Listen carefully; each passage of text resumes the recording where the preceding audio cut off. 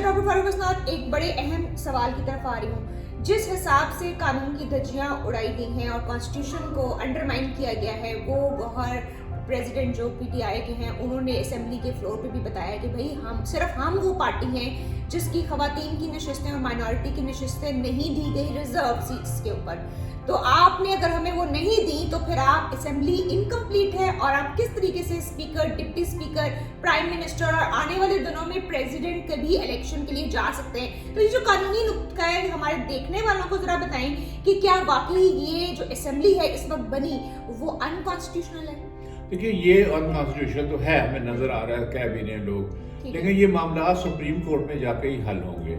ये चैलेंज होंगे, वहाँ पे कहा जाएगा कि चूंकि असेंबली मुकम्मल नहीं थी, क्योंकि रिजर्व सीट्स के बगैर असेंबली मुकम्मल होती नहीं है। वो आइन में लिखा हुआ है, सीटों के नंबर और तरीकाकार भी लिखा हुआ है, जिसमें खवातीन हर जमात के साथ आती हैं। आप एक जमात को तो ना दो, बाकी सबको दे दो, तो क्या आप आइन के मुताबिक चल रहे हैं? अगर आप आइन के मुताबिक, सुप्रीम कोर्ट ने फैसला कर दिया आप नहीं चल रहे, तो फिर ये सारा कुछ वापस चला जाएगा, सारा सिस्टम वापस चला जाएगा और फिर से उखेड़ के इसको नए सिरे से, जिससे बहुत ज़्यादा पाकिस्तान तबाही होगी। आगे पाकिस्तान इक़्तिसादी तौर पर नीचे नीचे नीचे चला जा रहा है, तो मज़ीद